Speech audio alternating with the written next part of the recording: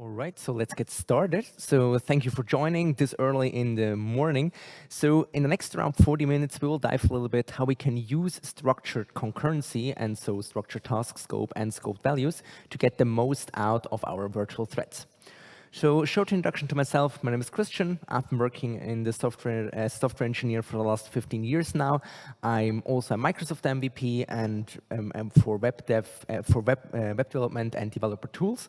And I also do some trainings on the side. I am a frequent speaker at conferences. And I'm also a content creator, especially for TypeScript stuff. So if you want to get in contact with me for anything, just visit my website, type.rocks. There you'll find my GitHub, LinkedIn, and also my YouTube channel.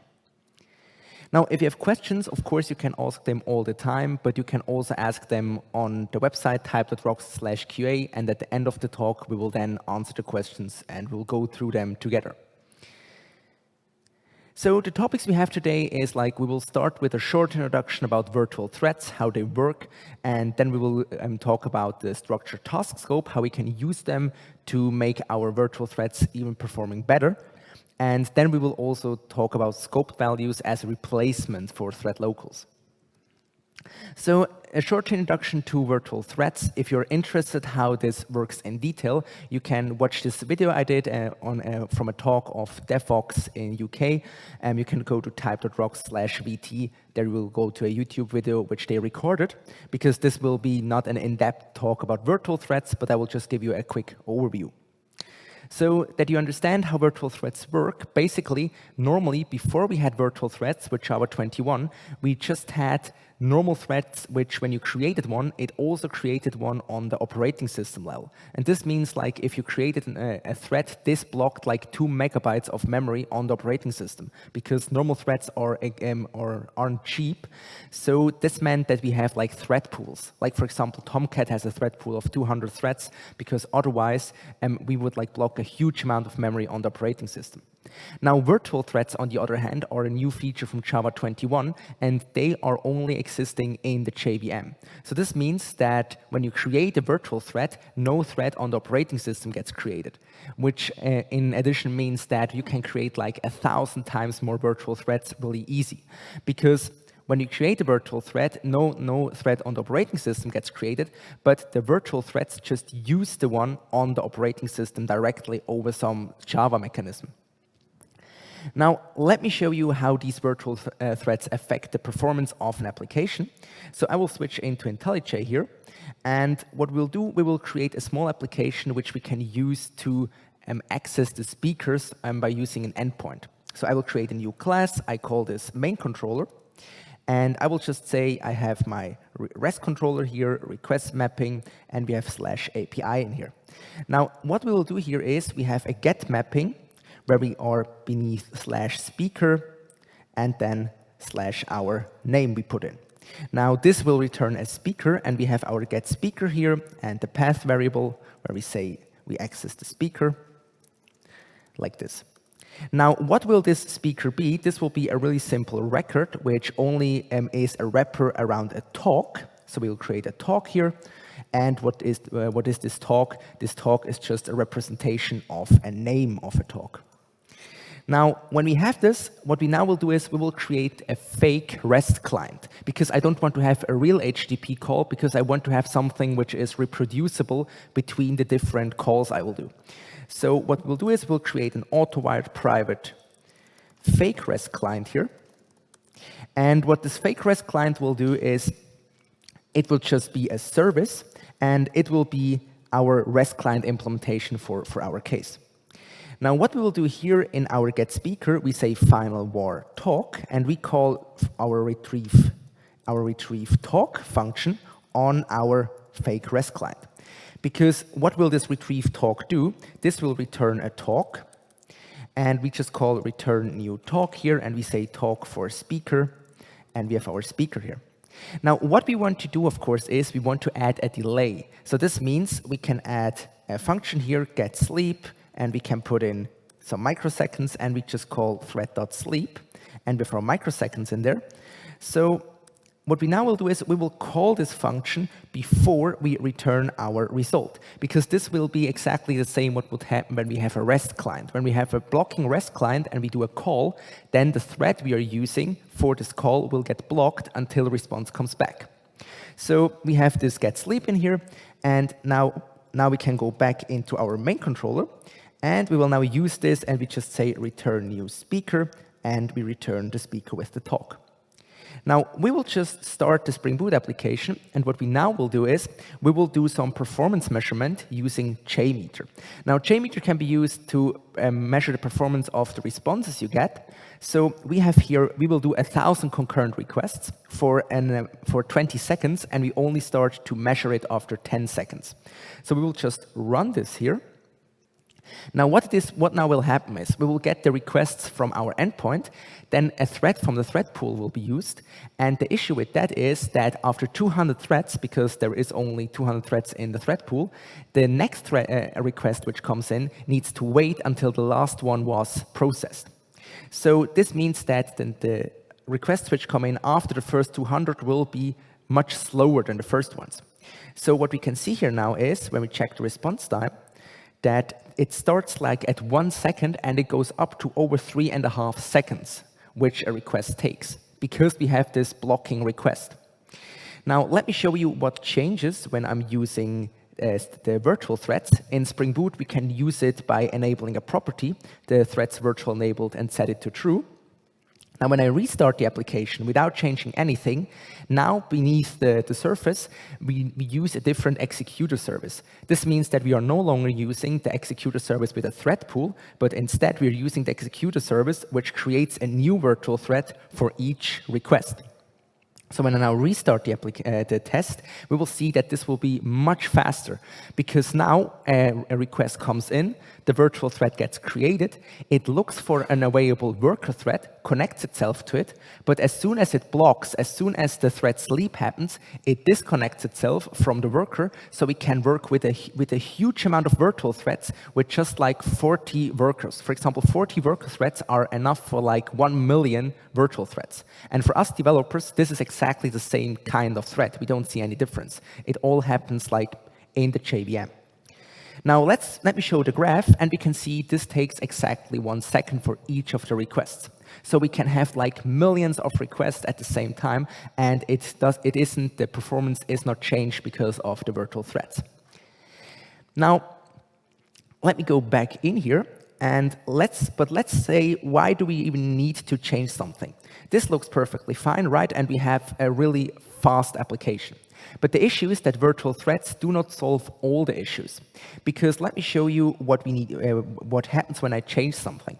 Let's say I change the speaker here, and I just say I want to additionally to the talk also get some additional information for the speaker. So I have my info here, which I also want to create. And this will also be a record. Now, this will be just a wrapper around a list of strings, so a list of information. Now, what we will do in the code is we will do different endpoint calls for the information, and the most information we get from one endpoint, this will then be used. So let's go back into our main controller, and now let's create a new final var infos Google, for example, and we have our fake REST client, and we say retrieve Google, and we have the speaker here. And now what will this do? This will be similar to the retrieve talk, where we say we return an info object, and we just say return new info with the input, and for example, we also know my birth date in this. And now let's wrap this inside of a list. And now what we can do is we will additionally add a delay in here, because we don't want this to be immediate, of course. So we add a get sleep in here of 500 milliseconds. Now let's copy this 2 times, and once we will use this for LinkedIn, and let's add some more information to it. We add just full stack in here, and then another one we will do is for Facebook. Now for Facebook, this will be a special case, because we will just immediately return an exception. So we will throw an exception, and we say new runtime exception here, and we say no data found. Now let's use this in our main controller. So let's copy these two calls and let's just change this here from Infos Google to LinkedIn, and also change this from Google to Facebook. Now, when we see here what we did, we now can extract the information, the result with the most information. So what we do is we have our final var best infos, we create a stream, and we say we have our infos Google, infos Facebook, and infos LinkedIn. Now, what we can do here is we can use a max, and we can get the result with the most, the list with the most results. So we have our info list here, and we say we have our info.info list size. So we will get the largest one. And then we use or else throw, and we are done here. Now we can just pass this in our best infos here, and we are done with our code. Now the issue with this is that we have two problems. The first one is this is really slow, even with virtual threads, because this one here takes 1 second, and these, if all of the requests would be successful, would take 3 times 500 milliseconds. Now the second issue is that here we have an exception, and we need to handle this right here, because if we don't handle this in this call, then it will just throw an exception, and it will just throw an exception for our whole request. It will just cancel the whole request. Now, maybe you're thinking, well, we could now use reactive programming, right? We have our virtual thread on the entry point of our application, and then we use asynchronous programming. Now the issue is that this will then look something like this. If we want to put this code we have into asynchronous, we first would need to rewrite everything, like all the retrieve calls with it. We would need to change our blocking REST client with a web client which is non-blocking. We would need to change our database driver, our JDBC driver, to R2DBC. So everything would have, we would need to change everything. And this is not even everything we would need to do on the screen. There is much more, but there wasn't just enough space on one screen to show it. And this is exactly why we should use StructuredTaskScope when we are using virtual threads. Because what virtual threads and StructuredTaskScope together do is they make your code much faster, because you can run stuff concurrently. Now, before Java 25, like from Java 21 to Java 24, they did not change anything in this preview. Like the preview was almost the same. Like with Java 25, they almost changed everything regarding the structured task scope. So everything you see today does only work exactly like this for Java 25. If you want to have it working for Java 21 to Java 24, then you would have to look into how the API changed from these two versions. So let me show you a demo how this works in detail. So let's go back into IntelliJ here. And the first thing we do is let's remove these comments, and then we will just put this function we have here for our best infos in its own function. So I will just extract this in here, and now we can remove this variable. And now what we will do is we will create a structured task scope. Now, what is a structured task scope? Simply stated, this is just an alternative way of using an executor service. So we can just pass calls to this structured task scope, and it will run the task we pass to it in its own virtual thread. So how do we do this? Well, we create a try with resources block. We say we have our scope, and we say StructuredTaskScope.open. Now, with this, we create a new structured task scope, and now we are ready to pass the requests to them. So how do we do this? Well, we just say scope.fork, and we can see here fork takes a lambda, and it returns a so-called subtask. Now, what is a subtask? A subtask is something similar like a future. Like a subtask can have 3 different states. Success, this means that the stuff you did in there did end successfully, you get the result you expected.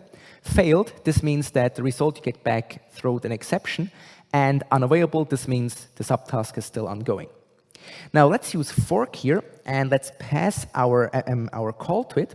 Now this is the first thing which is interesting, because we did not rewrite this to make this asynchronous. Because we are using virtual threads, we can still keep our blocking code. This is a huge advantage over using reactive programming, because that way we can do a quick proof of concept without changing everything in our application.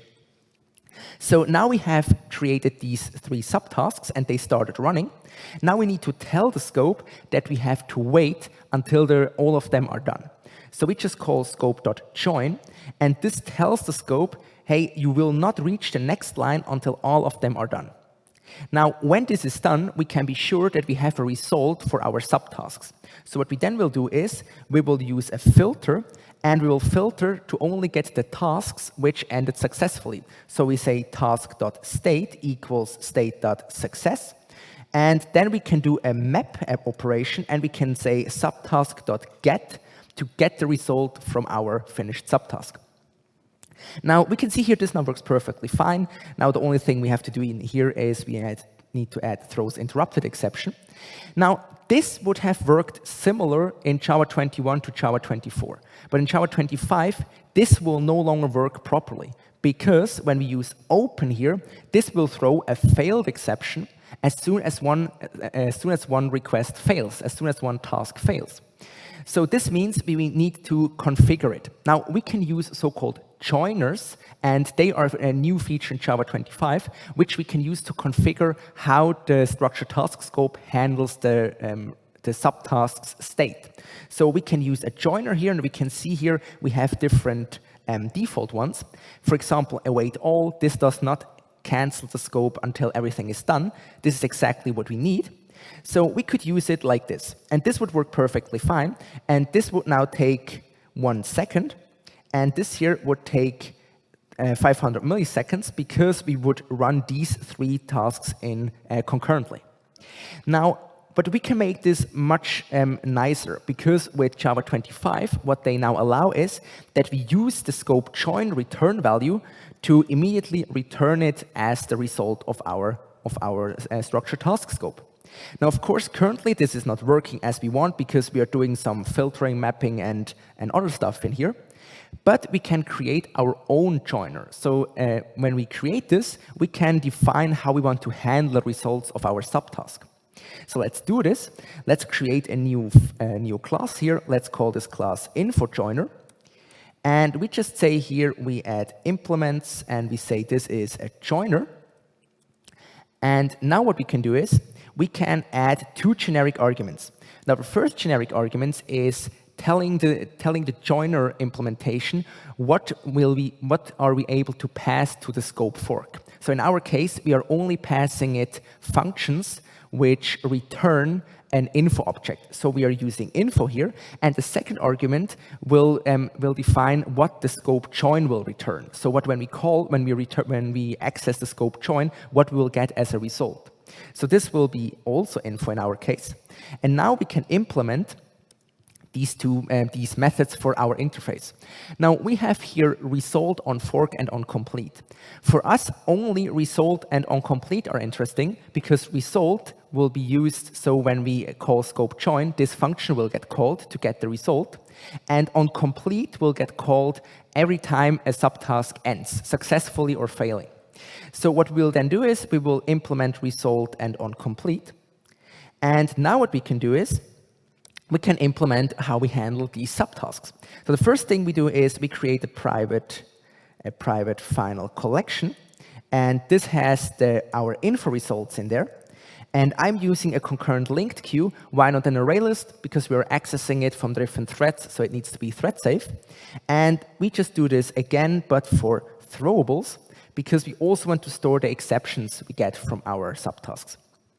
Now, in this onComplete function, what we can do is we can say, well, if the subtask.state equals state.failed, in this case, we say throwables.add, and we add the exception of our subtask to this to our list, so that we can store it for later.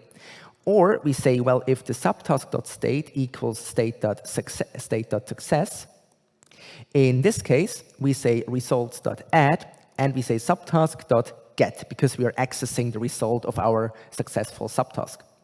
Now you can see we have here this Boolean we return. Well, what does this Boolean mean? If we return true, we are telling the scope to close it, to shut it down, because we are done. So in our case, we always want to return false because we don't want to shut it down if any specific subtask ends. We only want to shut it down when we call scope join. So this is why we are using here the result function. So what we do here first is we say, well, if there are no results, then what we want to do is we want to just say to the scope to just return all the exceptions we have collected. So we will create a new variable here, a new runtime exception, and we say all failed. And now we can say for our throwables, we add each of our exceptions to our runtime exception as a suppressed one. So we say runtime exception add suppressed, and then we just throw the runtime exception. Now, in the other case, of course, what we want to do is we want to return the results, and we use stream here. And now we can just use the result from our main controller with this max or else throw, copy this, and put this inside of our info joiner. And now we are already done with the implementation for our joiner. So when we get the result, we will see did it fail or was it successful, and then we will just, when we call scope join, return the best information we have, the one with the most results. Now we can use this in our main controller, and how do we apply it? Well, the first thing we do is we just remove this joiner wait all and use our info joiner. The next thing we do is we no longer have to use this assignments with the infos variable because we are handling all this stuff inside our joiner. We no longer need to stream like inside our controller. What we also can do is we can remove this stream here completely and can just return the result from our scope join, because this is exactly why we implemented the result function. So, and this is already everything we need to do. And this, in my opinion, looks much more concise and also fits like on one screen. Now, what we also can do is to make this even faster is, because talk and best infos are not dependent on each other, we can just put a scope around them too. So we say try Woerz scope is new open scope, and we just wrap this in here too. Now, what we could do, of course, is we could check if talk and best infos were successful, and if not, we would handle this differently. For the sake of simplicity, I will just leave it like it is. So we use scope fork here, and let the scope create a new virtual thread to call retrieve talk. Then we also do it for the get info. We call scope.fork for our get info here. And then what we will do is we will call scope.join to wait until both of them are done. And when they are done, we then access the result by using talk.get and bestinfos.get. So now what happens is we are running all this stuff concurrently. And so when we restart this, we will see a huge speed improvement. And it will take only 1 second for all these requests. So let's go back into JMeter here. Let's clear everything. And let's rerun the application. Now, what will happen is, as mentioned, we will enter our endpoint, and Spring Boot will create a virtual thread. Then this virtual thread will create 2 more virtual threads for retrieve talk and get info. Then we will wait until all of them are done, and inside of get infos, 3 new virtual threads get spawned, and we wait in there until all of them are done. And because this is all sequentially done, like this is all like this is all done concurrently, but we still have these points where we are waiting for the results. This is still synchronous code. So we go back into JMeter. We see here it's done. Let's check the graph. And we can see this takes exactly 1 second. And it can't be faster in our case because we have limited the retrieve talk to always take 1 second with this thread sleep we have in there. So let's backtrack a little bit what the features are of these structured task scopes. The first thing is they are really easy to create. We just create a new structured task scope, and we then can effortlessly handle also the error management. So for example, we can say we create a joiner which awaits for all the results, or a joiner which just fails if one is not successful. But we can also create our own ones. We can extend them, and for example, in our case, with the best info, with this info joiner, we can make them exactly handle the cases like we want them to.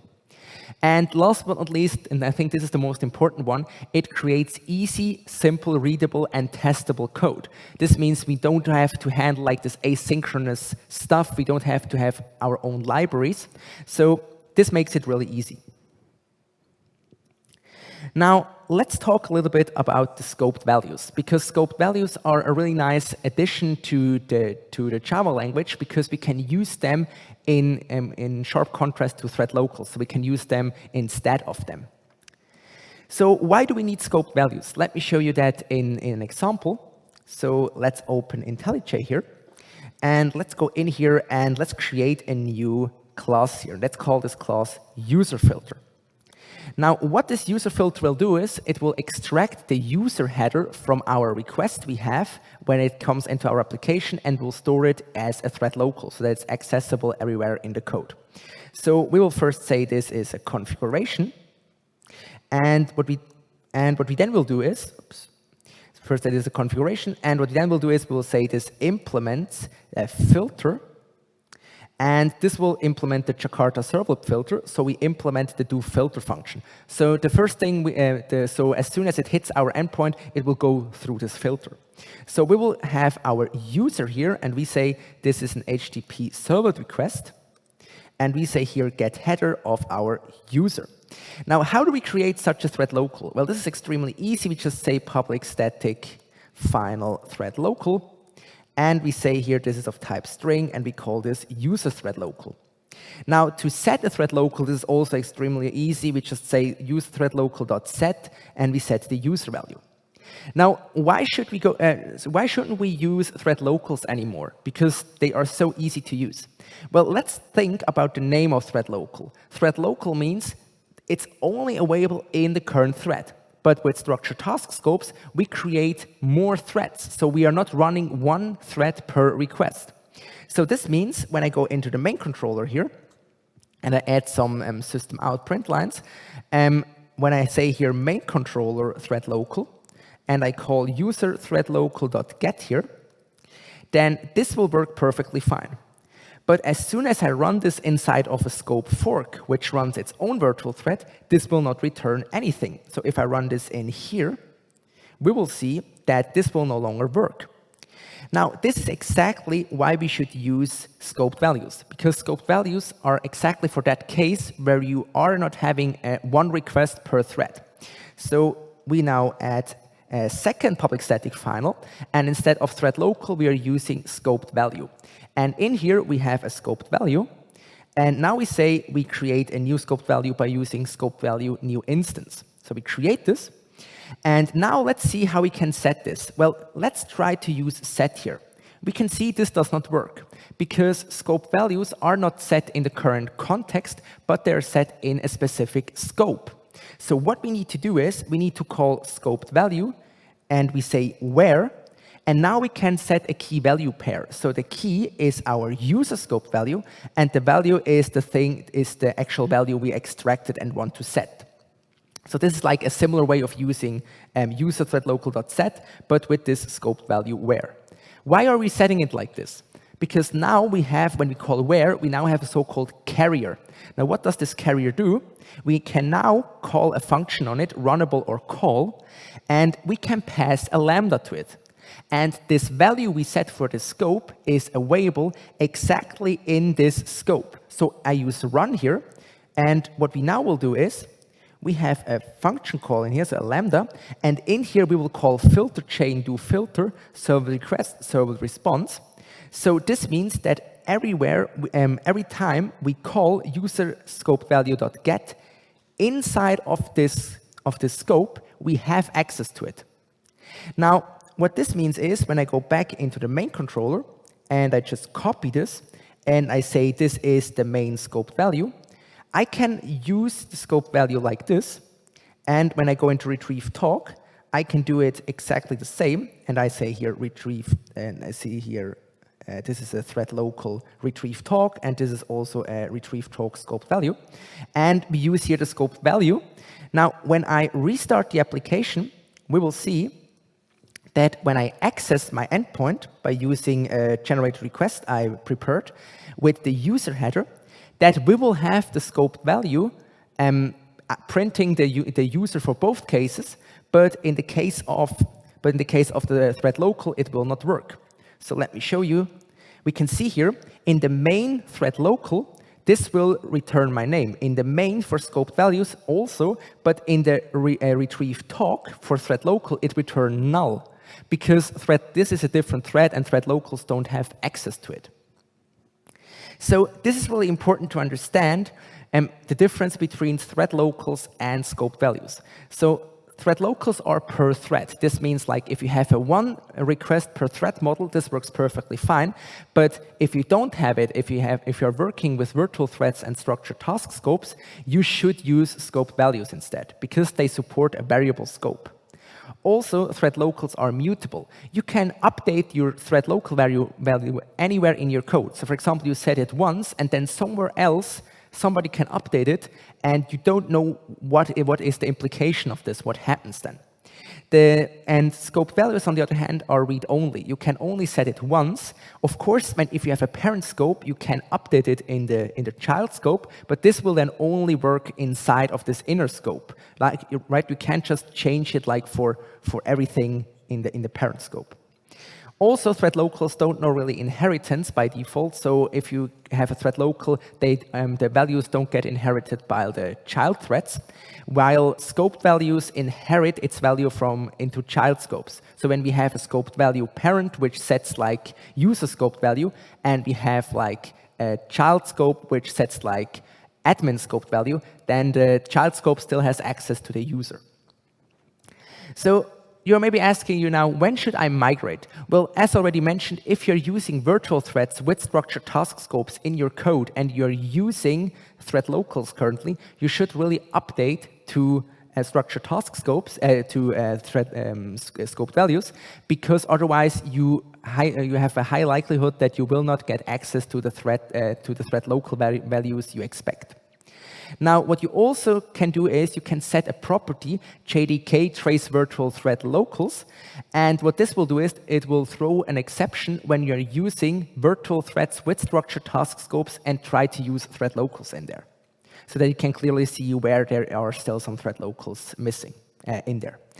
Now, the next thing is also when you need to set a specific context. Let's say you have like a secret you only want to have in a certain part of your code, of your request. Then you can set the value right inside there, and you know only this part of your code really has access to it. And also, of course, if you want to have immutable data, if you want to be sure that you cannot just update your thread local anywhere, you can also use scope values instead.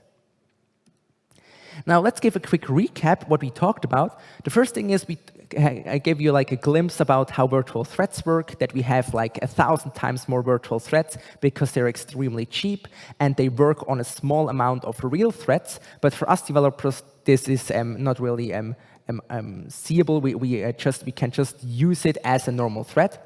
Then we talked about structured task scopes, like how we can use them to even run virtual threads concurrently without having to care about how they get created, and how we can change or update the behavior of our subtask handlings by using joiner. And at the end, we also talked about like scoped values, how we can use them in places where we otherwise use thread locals. All right, so let's see if there are any questions. Let's give it a second. It doesn't look like. So are there any questions currently in the room?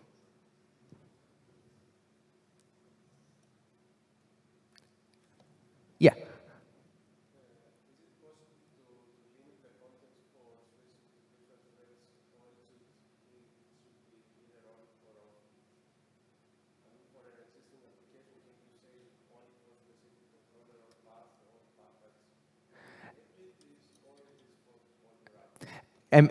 So the question was, can you limit where do you want to use virtual threads, like for one controller or for everything? By default, it's enabled for all of them, but you can, I think you would then have to change the executor service depending on the endpoint you get. But I'm not really, I can't really tell you exactly if this is possible, or if this is even intended to do, because in my opinion, you can still say you have your worker thread pool of like 200, and you really don't see like, if you're not using structured task scope, then your virtual threads will behave exactly the same as normal threads. For you, in your normal application, you should not see any kind of difference. But if you want to do this, I think you would have to override the executor service on a per controller, maybe, in the configuration, maybe. Okay. Yeah, another question?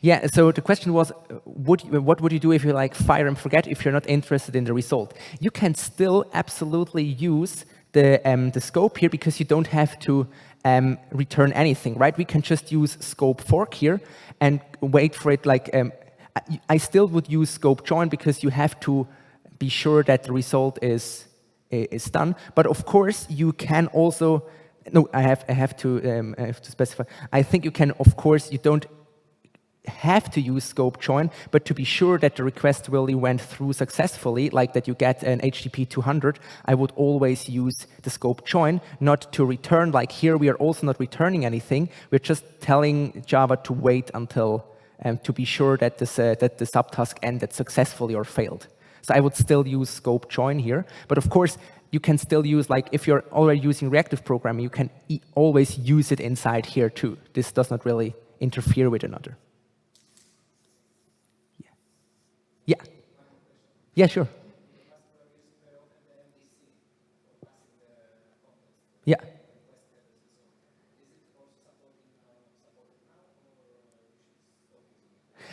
Yeah, the question was like for MDC, like if you're using this to pass some context. And as far as I know, this is supported because like Spring Boot has now like native support for virtual threads. So I highly I think they have to support it, but I haven't used it yet with MDC, so I can't tell you 100%. But in my opinion, it would be impossible for them not to support it. Yeah, exactly. This should really be the case. I think they maybe just when you call MDC, they set a new scope and put it in there. Hopefully.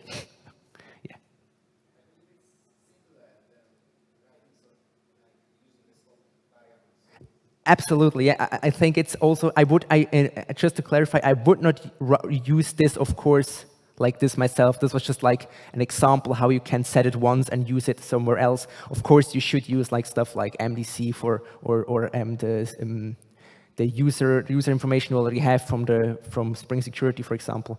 So just like as an example, but yeah, absolutely. So if there aren't any questions, then we are, I think, good in time. Thank you for joining. If you want to, just go to ThreadLocals. If you have any questions, you can just send me a message on LinkedIn. And just like one small favor I want to ask for you, if you enjoyed the talk or if you have any feedback, you can like rate them in the app. Maybe if you have enjoyed watching it, give it a rating in the app. If you did not enjoy it, don't rate it in the app. No, also rate it in the app, of course. But yeah, thank you all for joining, and I wish you an awesome last day of the conference.